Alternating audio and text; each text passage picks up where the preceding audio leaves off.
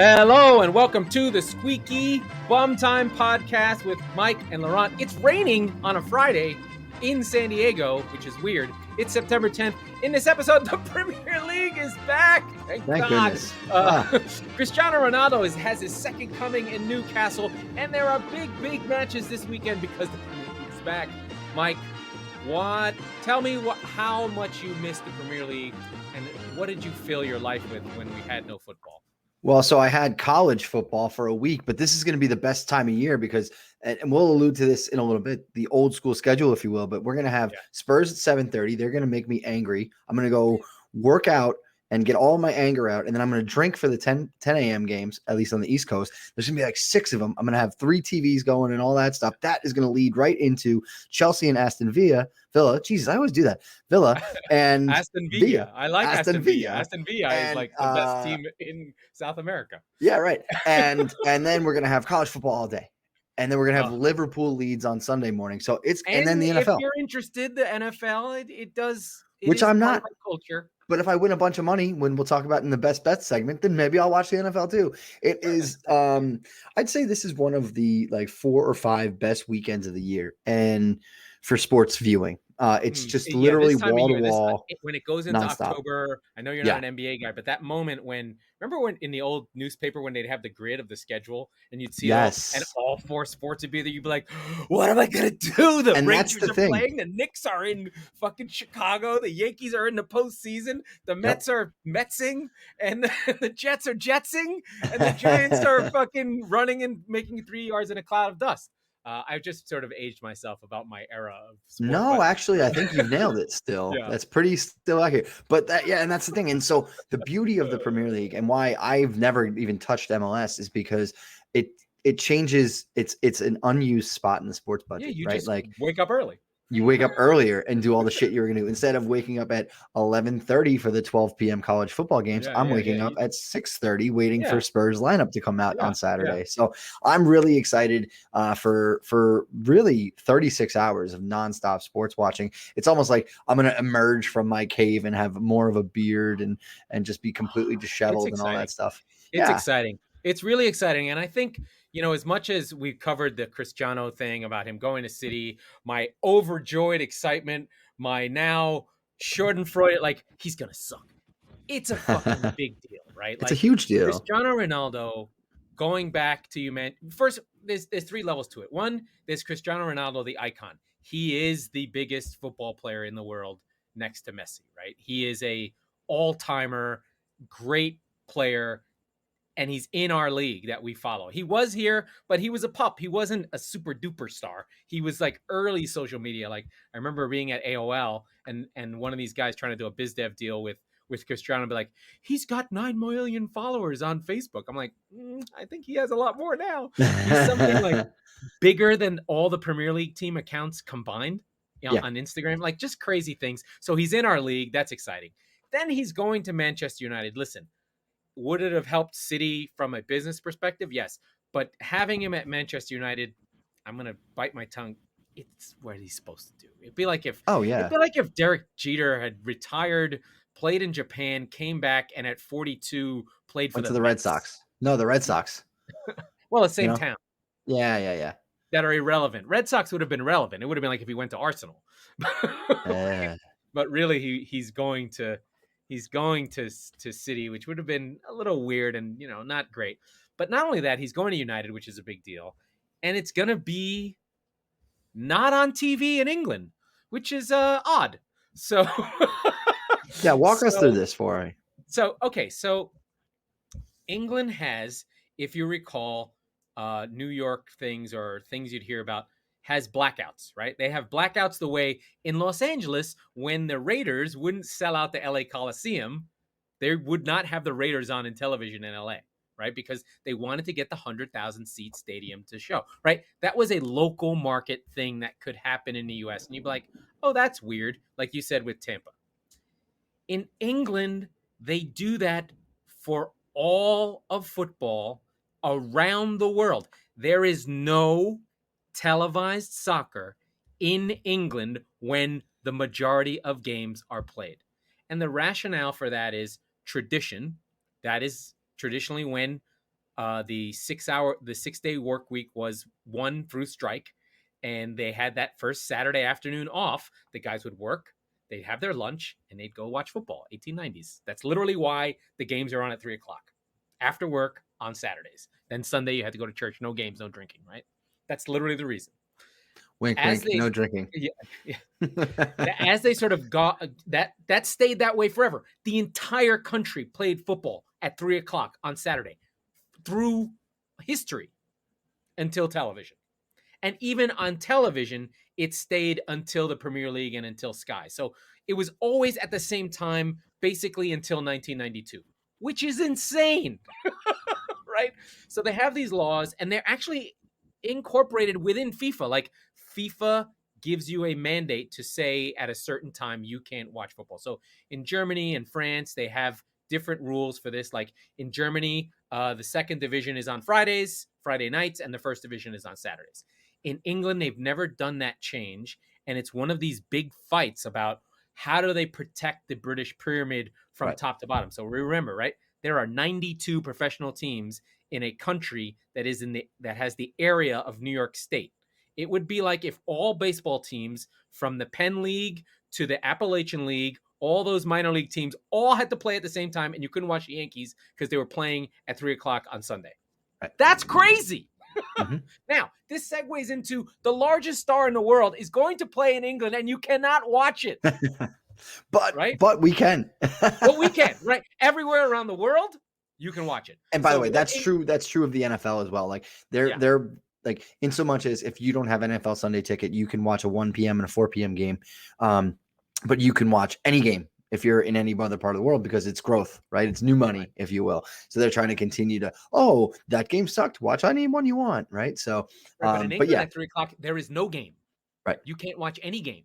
So what they have on is something called Super Sunday or Super Saturday, where guys are literally watching TV. Oh, it's fantastic. And they tell you what's happening. So basically, it's a live radio show, and it's like when you would listen to WFAN during football season, and they'd be like, "Oh, we're gonna go out to Green Bay," and he's like, you hear the background noise. Aaron Rodgers has them on the 50-yard line. He's about to total. It's like that, right? You're like, what? Yes. What world are they in? So, and everyone just illegal streams, and the big teams, and the rationale is that you have to protect the local clubs in the country. And my argument is, why the fuck are there 92 professional clubs in this country? I don't think they need that many. But wait a minute. You can have it because theoretically, any one of those 92 teams can make it all the way to the Premier League, right? And that's why they're important, theoretically. And they have to protect their revenue, and it's about the gate. Like, these teams live for the gate. Like, totally understand. The idea is that if Manchester United are on every Saturday all the time in perpetuity, no one will ever go to the local game. Of course not. Fundamentally think that's true. Do you hear the thunder? It's kind of funny. I did not, but I think it's largely true, but is also not as binary as that. Like we talked about this in the last episode. There's a better way, right? We talked about it with the international break. There's got to be a better way, guys. Like you said, like with France and Germany, they have different days. Different day of the week, but they don't want to break tradition. They don't want to. It's 3:00. The fact that they have games on Sunday and move things around is crazy to them. And during the pandemic, they actually televised the games. People are like, oh my god, the games are on. This is incredible.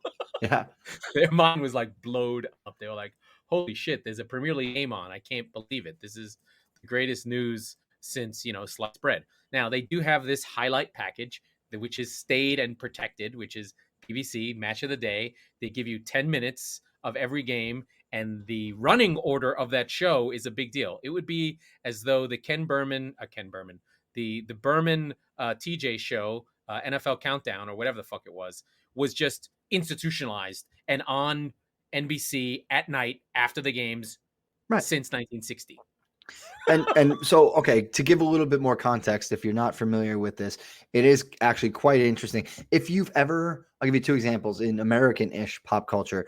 If you've ever played FIFA and you're playing in like career mode and they cut in that guy who's like, oh, he's lining up for a penalty kick and he's missed it. That is actually what happens, right? Yeah. So Yeah. that's It's not crazy. bullshit. That's actually authentic, which is kind of cool. And the other Yeah. thing is, if you watched Ted Lasso this season, which we have Mm. to get into some Ted Lasso It's conversations about gotten this. much better in the second back half of these episodes, though. The I haven't first, gotten through yeah. 6, but they were rough. Anyway, I don't want to dovetail into that. But if you Yeah, that's okay. the show that Roy Kent joins, those are actually the guys on Yeah, What's yeah. Super Son, Two right? of them are right. Yeah, right. Right, right, Yeah, right. Gary Lineker. I mean, Gary Lineker is world famous. He's how I grow on Twitter. I just tweet whenever he's tweeting something. I write back because he's probably the most famous person in England. He played. He was a great player, but now Yeah. he's sort of like the equivalent as if Charles Barkley and Ernie were put together because he's a host, right? He's sort of sharp, and he famously did match of the day in his underwear after Leicester won the league, which was and Right. they were revealing. He didn't like chintz out on the underwear. He went speedo. He went speedo. He Yeah. looked good though. He looked good, strong, He did strong. okay. He did all right. But yeah, it's an amazing antiquated thing, and I want on the one hand I respect it from a tradition thing, but I mean if you think baseball has traditions, wait till you start thinking about soccer stuff. Like they get mad about music changes. They get mad about changing anything, like how they walk out, the order. People get mad about the running order of match of the day. There's just so much stuff. And I'm going to give a shout out to our friends at Fan Hub, Russ, who I chatted with to get us on the show, and we'll share our lineups later on social. Um, he was just like, I'm a Stockport County fan. I don't care about Man United. I don't care about the Okay. Premier League. I just care about my team. And if those games are on, that's going to hurt my team. So I don't care. Screw them. He hates them. Like he literally has sports hate for the largest brands in his country and wants to go see Stockport County, which is basically going to see, I don't know, The Long Island Ducks. the Long Island Ducks, and being like adamant that they're going to make it because the And hope what this is lives. not, yeah, this is not to right. This is not to It's speak awesome. down It's about super cool. the English Long Island Ducks. Yeah, it actually is pretty awesome. And you go to San Diego Loyal, it's very similar to that, but it's almost as if the importance of it is in the Outsized. locality. Yeah. And how much these teams, because frankly they have to, are so invested in the community, and they become embedded and just part of life, right? The other thing is, as if you take one more step back, we have 5-ish sports that we watch all year. It goes round and round and round. This is it realistically for the English, and that's okay. There's nothing wrong with that. In fact, some days I wish we were like that. But that's exactly it, right? Imagine that's all you have, right? The Long Island Ducks is all you have.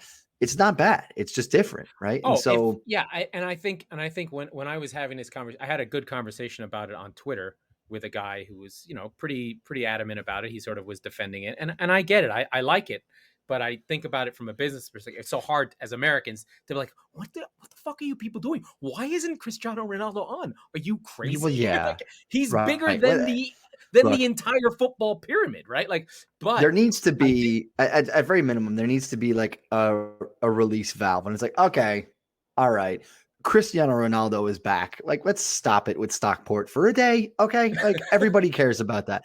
I'm not saying forever. I'm not, and I am saying that they should revamp the system to the point where, like you said, if the lower divisions play on Fridays or whatever, I'm there. My point is, I don't have a solution, but I damn well know that there certainly is one, right?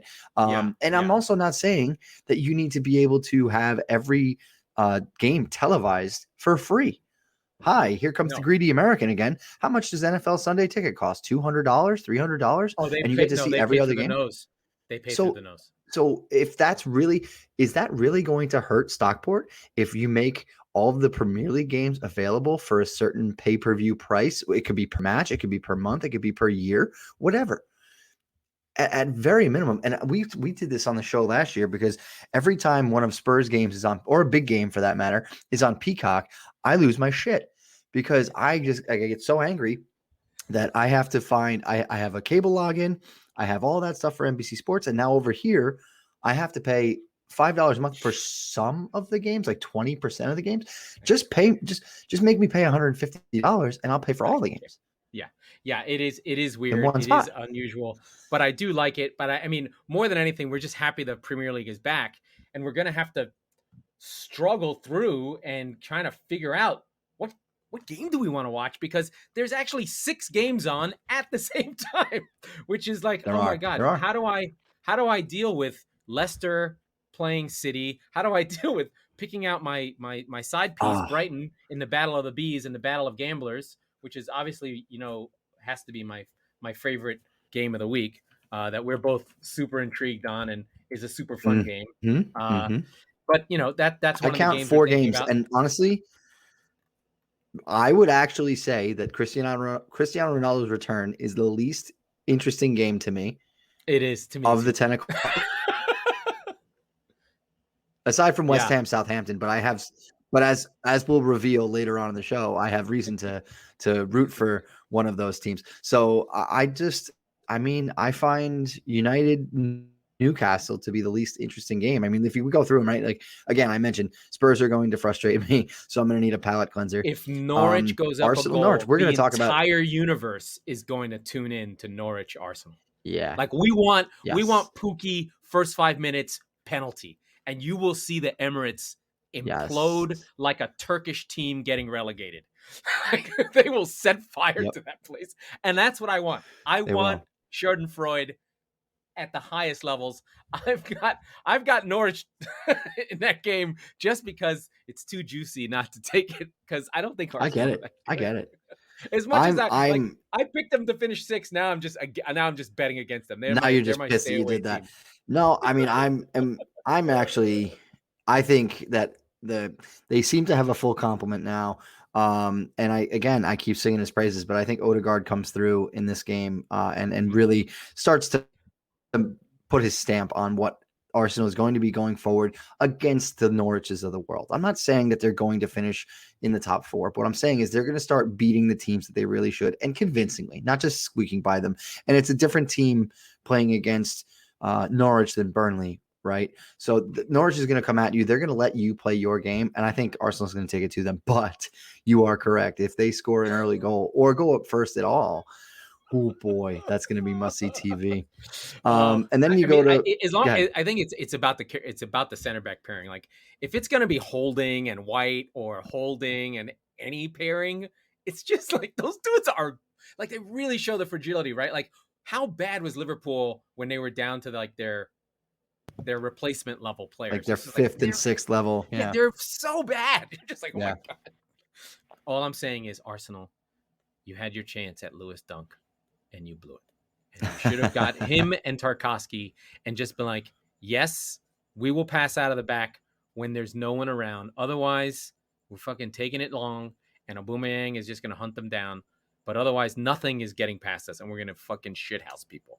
That's why Arsenal won under Wenger, because they had English shithouse defenders, and now they don't, and that's why they lose. Among many reasons. But then, like we said, the whole 10 o'clock slate is great. I mean, Brentford, Brighton, we're going to talk about a little bit more in the best bet segment. Very excited. I can't get enough of Brentford. You can't get enough of Brighton. This actually might be the match of the mistresses, right? Like this is the mistress derby. My Brentford versus your Brighton. Oh God. Well, I was in on Brentford already, but they took a year too long. You can only have one. I know. Yeah, well, I like those bees. I like the gambling. I like all of it. I don't really like their stripy red kit. That's not. Oh, see, this is why you're not fit for Brighton, and they're mine. Okay, I'm a big fan of the kit. Big fan of the kit. It's red. I'm out on red. I get it. I usually am too, but I need a little, a little bit of color in my life.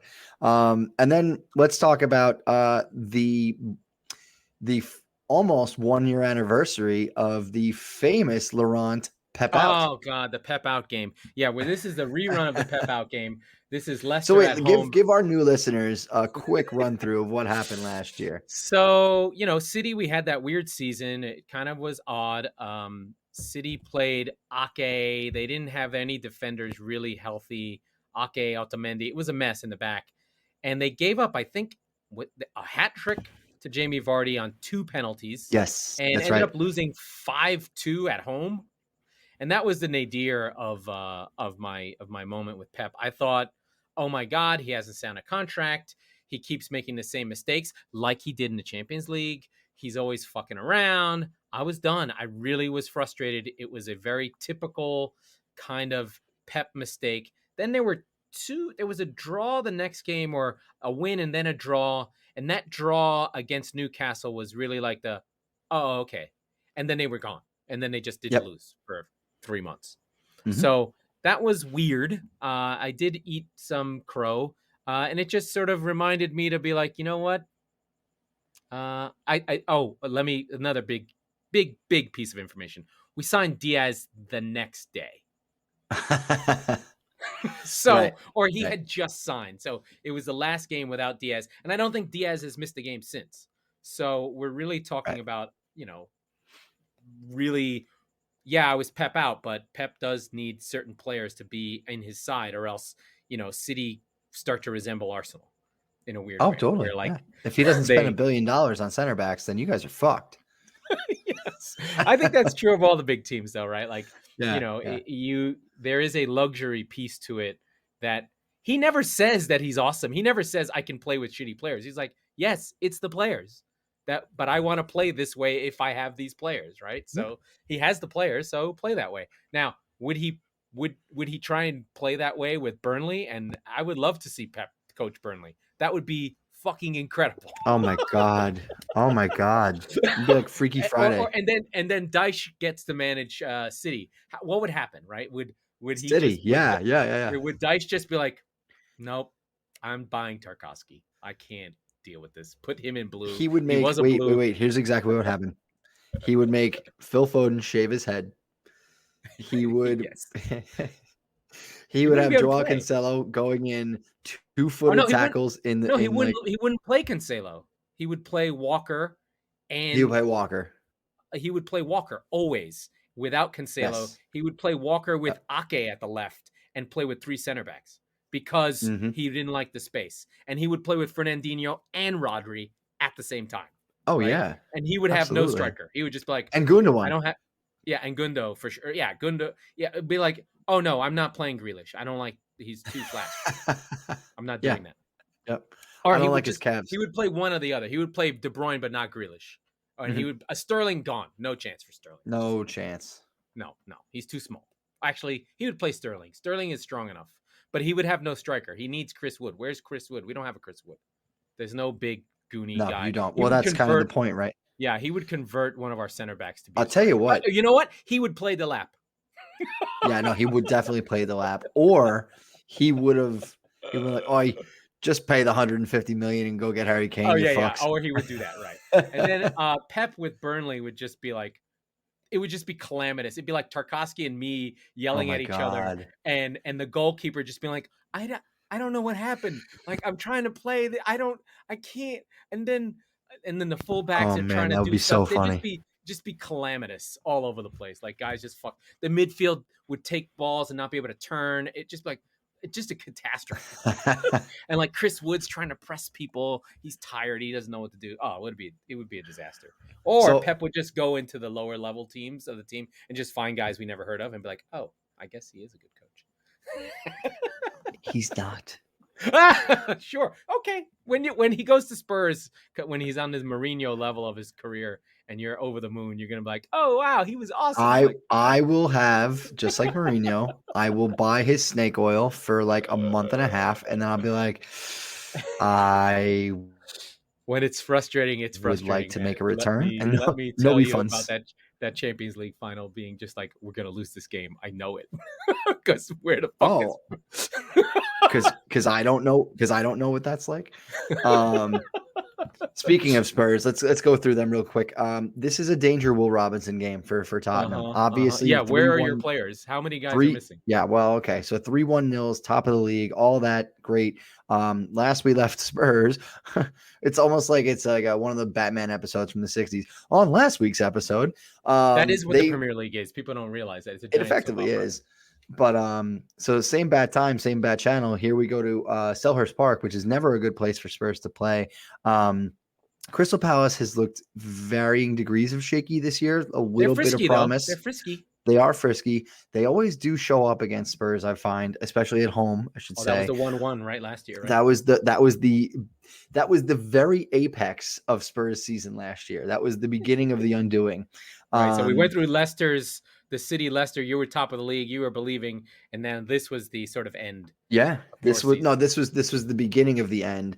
Liverpool was like the start, like the real end, and then everything after that for the next 4 months was sort of the end of the end. West Ham 3-3 was really the end. Yeah, but nobody felt it at the time. In retrospect, that was probably the peak, but we were still top of the table when we lost points at Selhurst Park. So okay, well, what nothing really notable could have happened to Tottenham in the last 10 days, 2 weeks. They didn't have any games, right? No, they lost 3 players to quarantine. 2 almost got arrested for falsifying COVID restrictions. I don't even fucking know.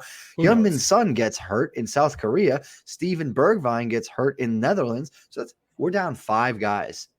But you got Harry Kane back, and you have a lot of. Oh, you don't have any money. We don't have any money. We have what we do have. What I will say is we have a pouting Tanguy Ndombele who was likely to. He's going to draw into the side, I would expect. Because he needs to. Yeah. We are going to more than likely bring Tanganga from right back to center back and play the new kid Emerson Royal at right back. I don't mind that at all, especially in a pinch. You'll have Højbjerg in the 6. The expectation is that Dele will play alongside Ndombele in sort of that push-pull in the middle of the park. I don't mind that at all. I think you'll have Lucas off the right, and you may have new boy Brian Heel, the kid. Yes, very good. The kid who was basically the Lamela was the make weight for. Who, by the way, Eric Lamela has, I think, 4 goals in 3 games for Sevilla, including 2 winners, match winners. So he never looked. Happy for him though. But I love him. I'm looking at my funny XG table, which is weird at this time of year. But you guys are minus very little. Yeah, so that makes sense. You've had some games that were a little bit. When I think about the City game, we probably should have had more. Yeah, I don't remember what the City XG was, but I think it was probably about even. It probably wasn't, because remember the first 15 minutes, City almost scored like 4 times. Yeah, no, I know, but we had that big miss as well. That Bergwijn. But remember, misses that don't go on target, they get a little bit weird. Yeah, okay, that's fair. But nonetheless, so fine. The Wolves game we got played right off the park. Yeah, and that was not great, Bob. That was the Traore. I miss everything. Let's not buy that guy. Right. Horrible, so he's like an XG problem. So he kind of breaks the mold. Yeah. And then City are, of course, top of the league with +6, but that's because like the Arsenal game was ridiculous. They beat the shit out of Arsenal. Yeah. But no, I mean, so I am. This is like I said, this is a bit of a trap game. You want to get out of it. A draw might be good, right? A draw is not good, but what you have after this is you have Chelsea at home, and then you go to Arsenal. So these are points you can't afford to lose, right? As much as it's going to suck. You got those 3 in the bank that you did not think you were going to get with City. Yeah. Yes. Yeah. So you got the 9. But again, those are only as good as the points you are supposed to get. You're supposed to beat Crystal Palace. You're not supposed to beat Chelsea every time. Like that shit's going to happen. But if you can beat, if you can take 85%, maybe 90% of the points you're supposed to get and get 5% of the questionable, the top 6 or so, you're going to be right at the top 4 at the end of the year. No problem. So these are the games where you're going to look back and go, come on. I think the scary thing with Palace is if there was a winner of the window, we talked about it a couple of weeks ago, they were the winner of the window. They got all the hipster picks. They got all the players. And now they got Edouard Dembele. There's like 40 Dembeles. I don't know which one this one is. But I just know them by the fact that he played at Celtic and he had been leading the Scottish League in goals. He's under 25. He's a real finisher that is going to push Ayew and Benteke out of the game. So now you've got a really good attacking trio of Gallagher, or Gallagher's more back and forth, but you've got good players. Zaha is going to have fun, right? So the issue is you've got to get at Palace because their defense is still work in progress. Makeshift. How much they can hold the ball, and can you bring force and press them? Because if you sure to sit back and wait, they might they might, they Oh, might they'll hit string you. some things together. Yeah, they might hit Mhm. you with this possession game that they have with good finishing. So, I mean, I trust Nuno. I mean, we know that Nuno knows, and I think that he'll have a defensive plan. But it is a trap, scary game. I think we should probably talk about United a little bit more. Well, before Cristiano we playing. do, Yeah, I am a little worried about Spurs, but I okay. think later today I'm going to call my friend Joe at Attitude of Gratitude Consulting. He's going to put my nerves at ease, if you will. Because you have too much money on other things. I have made some questionable investments this week, and we will talk about it in the best bets segments. But so Joe at Attitude of Gratitude Consulting, when I call him tomorrow, he's going to be like, Mike, you're an idiot. First of all, stop gambling on soccer. You really aren't even that good at it. But I'm like, I know, Joe, but I'm already in the hole a couple $100 here. So what can we do to try and, figure this out? He'd be like, okay, well, do you have a Hulu account, a Netflix account? Do you use all of these things, all of these dumb expenditures in my life? He's like, hey, dum-dums, knock that off. I'm kidding. These are my words, not Joe's. Joe's actually a lovely man, and he's wonderful to talk to.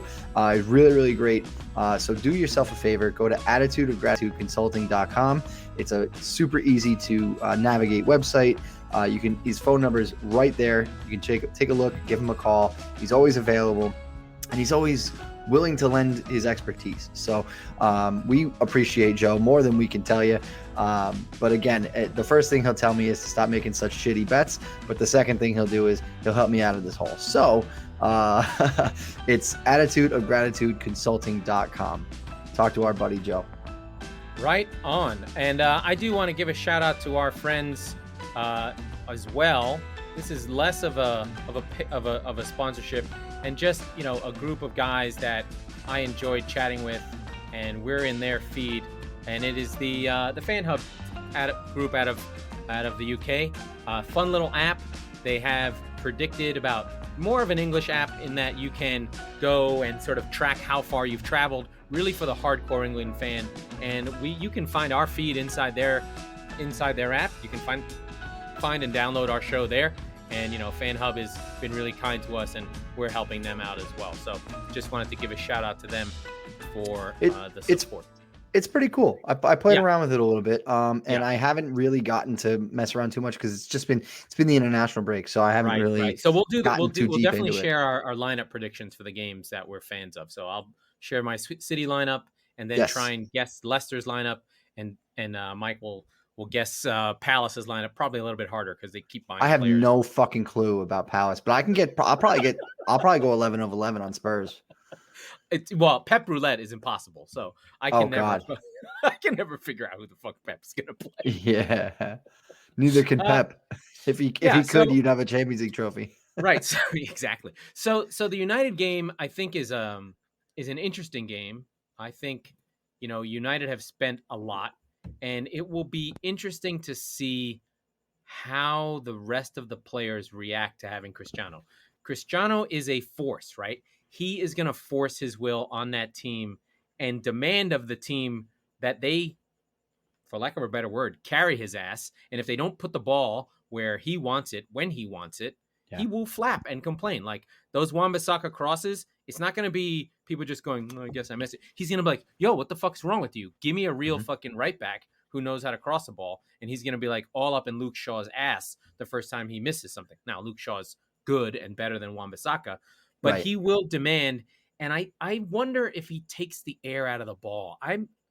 If I were a United fan, and I'm not, and I loathe them, I would be worried. I think that there is a chemistry piece here that is worrisome I think it's sort of akin to having your basketball issues where there's only one ball. Cristiano's going to take his 5 shots, and unless United are going to increase the amount of shots they take, as in playing faster so that everybody gets to eat, he's going to take shots away from other players because he's going to demand the ball, and they're going to give it to him because they essentially have God playing for them, right? Like they're just humans, right? Like Marcus Rashford's 22 years old. Cristiano Ronaldo is an Adonis. He is the embodiment of a deity coming down and playing with you. Paul Pogba might pretend he's cool, but it's still Cristiano. He's bigger than United, right? Like He's I bigger than never the really club. thought about the clash of egos in that room between Pogba and Ronaldo. I don't know that he would bend the knee. Pogba, sure he would. He's not that. He thinks he pretends he's cool, but Cristiano's like, what did you win? You didn't win The shit. World Cup? Man, I forgot about that. That's what I mean. No, that's what I mean. I fucking won the World Cup, dude. Where the fuck were you? So I think Pogba's got a little more if of I that. played in France, I would have won the World Cup too, you fucking nonce. And he would just point to the little guy with the teeth. It looks like a pygmy. Like, it's Conte. That's why you won the World Cup. You were fucking around. Is it because you lost that game for them against Switzerland? That's what I mean. Oh, hey, I'm just saying. And okay, you're making my point. I think that there might be. It's not going to be Saturday. It's not going to be in the next few weeks. It's going to be adversity. It's when the adversity shows up, and I will take the words right out of your mouth. Ole is not the man to handle it. Right? He's not clever enough. I mean, listen, he's not. I don't think that he's bad. He's just. He's just up for this? This is like next level, real deal. Like, they could win despite him. There's no doubt about that. Yeah. But they can lose because of him, right? Yeah. But also, like I said, when it hits the fan, it's going to be. You need a leader of men who commands that room, and Sir Alex isn't walking through that door. He might, I don't know, but that's the thing. If I were him, I would. I'd be like, I got this. but that's the problem that I find is that he's not. He's liked. I'm sure he's well liked. He's not respected as much as he probably should. Newcastle away is the type of game that United fuck up. Yeah, in the last few years. Now this is a big game. This is they won't fuck this up because these are the games that they don't fuck up. It'll be Southampton away like they did last time. They got a draw. Like, that's exactly it's not this game. This is a big game. Everyone's watching. They'll be fine.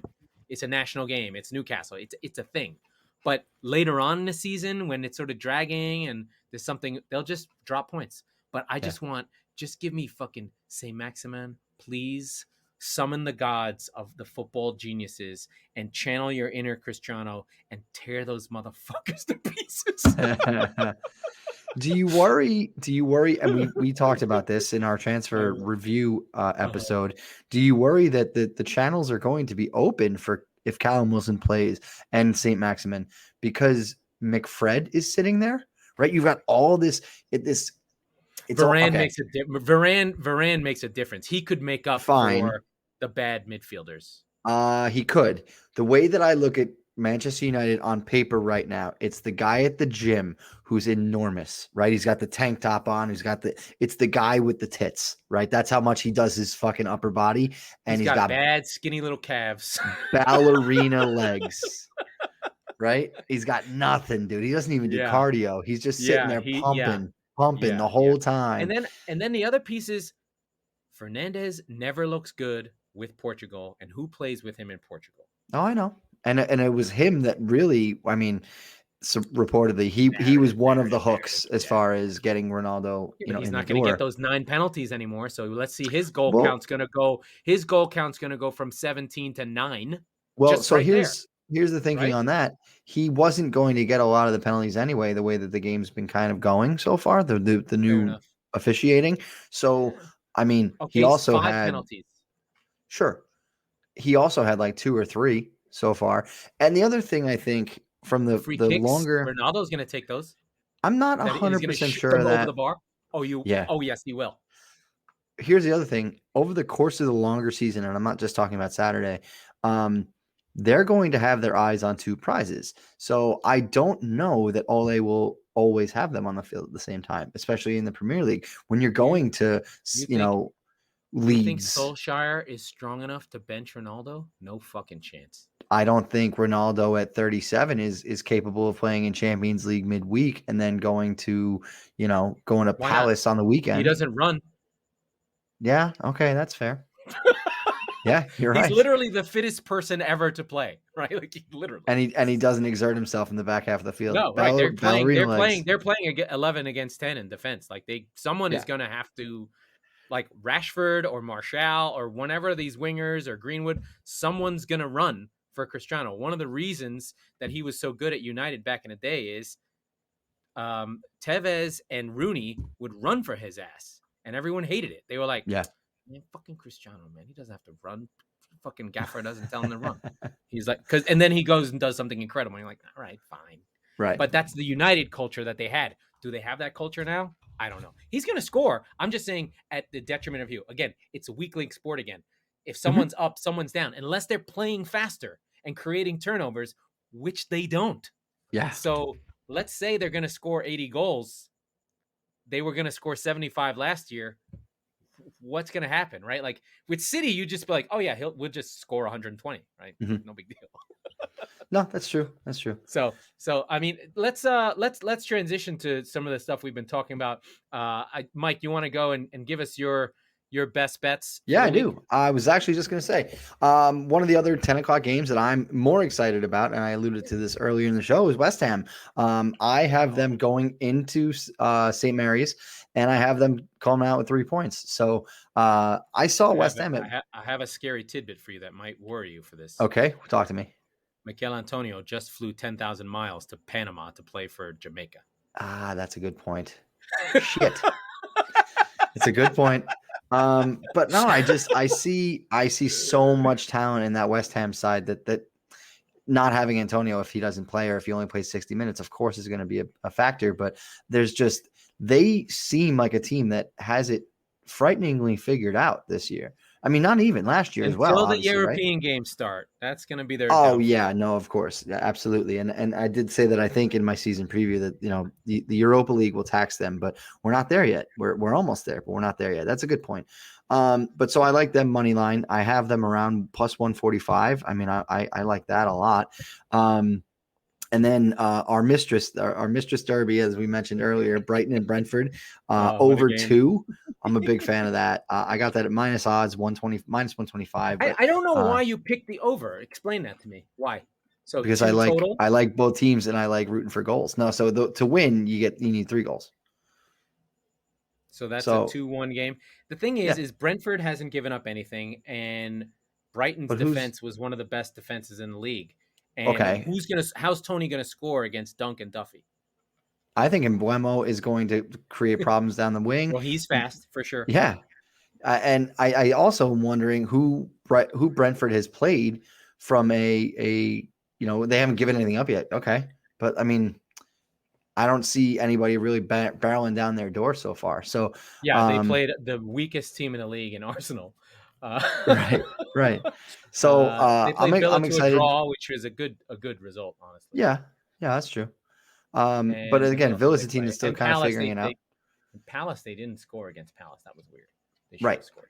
And so I think Tony's still sort of getting his groove. I think he's going to be able to put one in this game. But again, I'm enjoying overs because you know what? Life is too short to bet the under. And if anybody tells you otherwise, they're an asshole. But no, I'm. This is a pull at my heartstrings. Both teams are a good attacking side sort of pick, and I'm like, well, let's go with 2. The other thing is overs are, if it's over 2.5, over 3, I should say, then I don't know. If they get to 2, if it's a 1-1 game, I'm getting my money back at minimum. So I'm like, all right, I'll take that. And then tell me about Villa. Villa's a stretch. I gave you my 3rd pick, so I went with one a little bit further down the line. The Villa draw no bet was like plus 650 or something like that, and I was really interested in that. But I went with them plus 1.5 at almost even odds, minus 115. I am curious to see. This is a game that Chelsea would struggle with. They have a ton of internationals coming back from everywhere. And I just think that Villa's kind of been cohesive with the exception of Buendia and Martinez, obviously. They've been kind of more cohesive. So I'm pulling for Villa at 1.5. I do that all the time. I don't know why. It's because I'm excited about them. But I think Villa might be able to get away with a 1-goal loss. And that's kind of where I'm at here. One of Bill Simmons' lines, I'm not a huge fan of his, but one of his gambling rules that I'm breaking right now is never bet on the underdog if you don't think they can win the game. Right? It's more of an NBA or NFL betting advice. But I was like, you know what? That's okay. Simmons is in my age cohort, so I just listen to him at this point out of habit, and that's okay with me. For me, you can see my record, so whatever I pick, you should probably pick against. Mike gave me one money line on Wolves plus 130. Makes sense. Wolves have an XG of a top level team, mainly on Traore missing everything and Jimenez not firing yet. He leads the league in shots and has no goals. So Jimenez has not really gone on the mark yet. So that's a little bit scary. But they got to break out and beat someone eventually. It took Norwich to win in a money line. What? Why? Because they have common opponents with Arsenal. They also lost to Man City 5-0.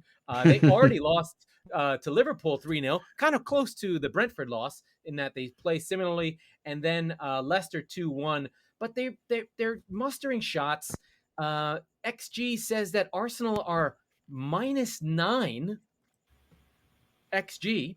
Well, they're -9 goal difference too. Yeah, -9 XG, and Norwich are -2.9.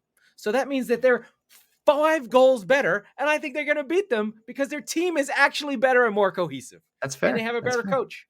So Daniel Farke, make it happen, please. For Schadenfreude alone, I hurt and I'm sad for Claude, who's actually, I think Arsenal killed him. I'm going to blame him. I think Arsenal officially killed Claude. Arsenal killed him because he drank himself to death. Look at him. The poor bastard was round by the end, Yeah. The funny thing was he would always buy jerseys, and I feel like every other season he would buy another size up, Yeah. But Arsenal definitely killed him. Well, I mean, the nice thing is, Norwich have a goal, and Arsenal don't. And Norwich have a striker, and Arsenal don't. And so we'll see. I mean, would you take Pukki over Aubameyang at this point? I might. So this is a bet on the infrastructure of Norwich versus the infrastructure of Arsenal. Just because you paid more and cost more, don't mean you're better. Because I think this team is in bad shape, and my pick is a complete catastrophe. And I'm just going to keep betting against it. And then Palace versus Tottenham draw. I don't hate this at all. I think this is a good bet. The value is really high. I am a fan of Palace. We spoke about it a little bit earlier. Patrick Vieira, we don't know if he's a good coach or a bad coach, but he's at best an attacking coach. And I really like what I saw from Gallagher last week, scoring the 2 goals at home. Crystal Palace historically was a poor team at home under Hodgson because they were a counterattacking team. And now they're going to play more on the front foot. And I think that the home field advantage will make a difference for Palace to pull this one out. And the fact is, Tottenham have not really been creating that much, to be fair. They haven't been impressive. Their best finisher is missing. I mean, not Kane, but Sonny. Sonny's likely to miss, I should say. But I mean, I think from a gambling perspective, this is a really good play. We already chronicled how many players Spurs are likely to be without. I'm just, they've gotten really lucky against Wolves at least. So, and they could win. It's no big deal, but I like the long shots. I like the money line there. This is a game they should win, but we talked about it. Like, they very possibly likely will draw. It's a Selhurst Park game. That's never a good place for them to go. You guys are missing Lo Celso, Sanchez, Romero, and Ndombele. That's what I said. Along with Son. I think Ndombele is going to play. Skip too? Ooh. Skip may be injured as well. So I think Ndombele is going to play. I think Skip or Ndombele play. Yeah. But not both. And Palace have even added more. They've added Will Hughes of Watford fame, the translucent one with the blonde hair. And like I said, Odsonne Edouard from he's not a Ndombele. I got it wrong. He's Edouard. Odsonne Edouard, not Ndombele. Way to go, Dembele. asshole. Yeah, these guys they got names that I don't always understand. Yeah, you forget sometimes. And let me so we did our Premier League. We've done our best bets. That's you see on the screen. That's Mike's got. Let's just summarize it. Mike's got West Ham money line plus 145. The over of 2 goals at -125 on the battle of the gambling Brentford and Brighton, and Villa at plus 1.5. I don't understand. How does this bet work? This plus if they win by if they lose by 2, I lose. If they lose by 1, I win. Okay. And then for me, I'm less complicated. You should bet against me. It's Wolves money line, so to win plus 130, and Norwich and an upset of the century. And probably I should pair this with Arteta being fired as Oh a yeah. parlay. If I'm going for it, I might as well go for it. Norwich plus 25, and then Crystal Palace for a draw on plus 240. I could do really well if some magic happens. And then I would like to talk very briefly. I know you didn't watch the game, but U.S. men's national team yesterday was a study in social media. First half, wow, it was bad. 3 subs at halftime. U.S. falling apart against Honduras. Twitter was alight. Like, it was Berhalter out. The whole thing fell apart. We got hits from people on our podcast looking for U.S. men's national team. We don't know where you people came from, but I thought I'd capitalize on that and say, we watched it. They were bad. And then Pulisic got hurt, but the changes came through. Aronson from Red Bull Leipzig, Red Bull Salzburg played really well. Pepe, a 19-year-old out of Dallas in MLS, scored 2 goals, was the catalyst for the win. Change of shape, went to 4-3-3 from a wingback system that we had never played and decided to go try and play in Honduras. Good job, Berhalter. Very pep, very bad. John Brooks yanked at halftime, supposed to be our best defender. Real catastrophe. And we could have easily lost that game, but then it ended up being a rout the other way. So United States burning some midnight oil, getting the game back in line. They right the ship. Panic out for now, but a loss would have been disaster. Oh, yeah. And we do it again in a few weeks. So yeah, there's a lot of international. I don't know what the fuck they're trying to do. They're trying to break my flow, bitches. But that is the update for the show. Yeah. And we're going to talk a little bit more about the U.S. team as it, like you said, there's going to be 11 more qualifiers, I think. Hopefully not all of them will matter, for fuck's sake. But yeah, I mean, we're gonna have, we talked about it last time during the international break. We're gonna have 5, I think, over the course of the season. We're not gonna have much else to talk about. It's been interesting for me to slowly wade back into the USMNT waters, if you will, because I was so close to it for so long. But watching the players who have sort of come of age abroad, and by the way, it needs to be said, Gio Reyna got hurt and he wasn't able to play in the last 2 games. Pulisic is made of fucking glass, as you said. Did Weston McKennie play last night? I didn't watch that. No, he got sent home for being a prick in his room. Yeah. Yeah.